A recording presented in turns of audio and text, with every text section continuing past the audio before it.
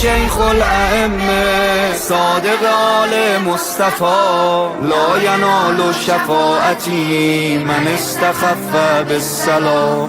وقال شیخ الائمه صادق آل مصطفى لا ینال شفاعتی من استخف بالصلاة. نماز نور شفاعت آفرینه، نماز عشق امیر المؤمنین، نماز دردای ما رو چاره سازه، تسلای غم زهرا نمازه، تسلای غم زهرا نمازه.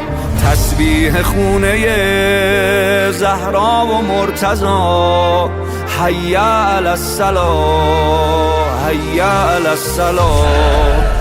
تسبیح خونه زهرا و مرتضی حی علی الصلاة حی علی الصلاة حی علی الصلاة حی علی الصلاة حی علی الصلاة حی علی الصلاة. هر کی نمازش قبول شد پیش خدا سرفرازه، آخه توی روز محشر سوال اول نمازه. هر کی نمازش قبول شد پیش خدا سرفرازه، آخه توی روز محشر سوال اول نمازه. نماز تسکین درد و نور عینه، نماز آرامش قلب حسینه. حسین تو ظهر عاشورا نشون داد باید پای نماز مردونه ایستاد، باید پای نماز مردونه ایستاد. از حنجر حسین پیچیده این صدا حی علی الصلاة حی علی الصلاة.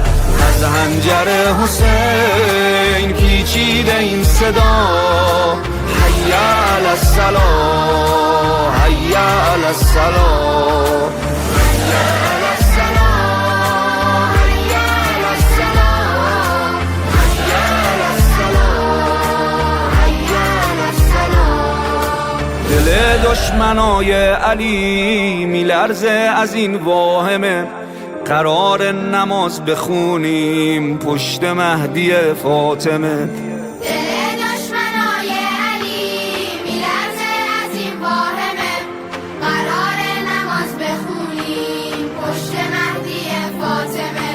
نماز اوج شکوه و اقتداره، نماز برنده مثل ذوالفقاره. سپاه مهدویون بی حریفه، نماز ما توی قدس شریفه، نماز ما توی قدس شریفه. این فتح خیبره با ما بیا بیا حی علی الصلاة حی علی الصلاة. این فتح خیبره با ما بیا بیا حی علی الصلاة حی علی الصلاة.